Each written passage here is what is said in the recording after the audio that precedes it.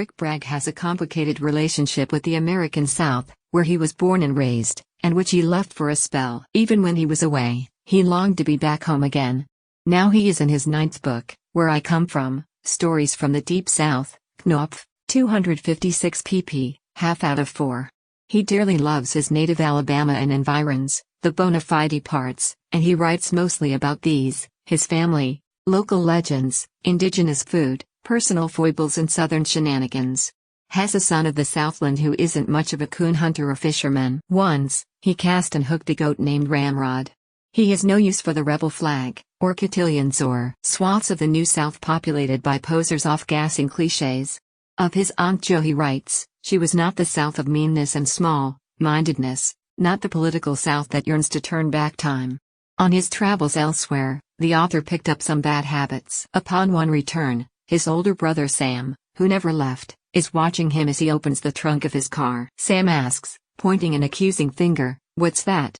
"They're golf clubs," replies younger brother, in shame. It's quite freeing. Matthew McConaughey lays soul bare in unconventional green lights. Where I Come From consists of short pieces, mostly two-pagers, eclectic nuggets about places and people he knows well. He writes about women's sporting kitchen sink permanents and men who still carry pocket knives and can fix water pumps. He laments the passing of the steel guitar, among other trends, in country music. He visits with Harper Lee and Jerry Lee Lewis and pens a paean to Pat Conroy, a friend and fellow Southern writer who passed away in 2016. He writes about his affair with Tupperware, while acknowledging that his mother preferred old margarine tubs and thought Tupperware was just showing off. There are longer pieces throughout, and almost all of the chapters are credited to columns published in Southern Living magazine. The former Pulitzer Prize-winning journalist for the New York Times is now a regular contributor to Garden Gun magazine. It makes perfect sense. The larger slices of Southern life are the most welcome. The reader often is still hungry when the tidbits end. Jubilee is an eye-popping 8-pager about a rare natural phenomenon in Mobile Bay, when, for an hour or less in the summer, fish, crabs and eels swarm the shallows like a benign biblical plague, apparently trying to escape their watery home. When the call goes out, the locals rush to shore, clad in whatever they have on at the time, rods and whatnot in hand.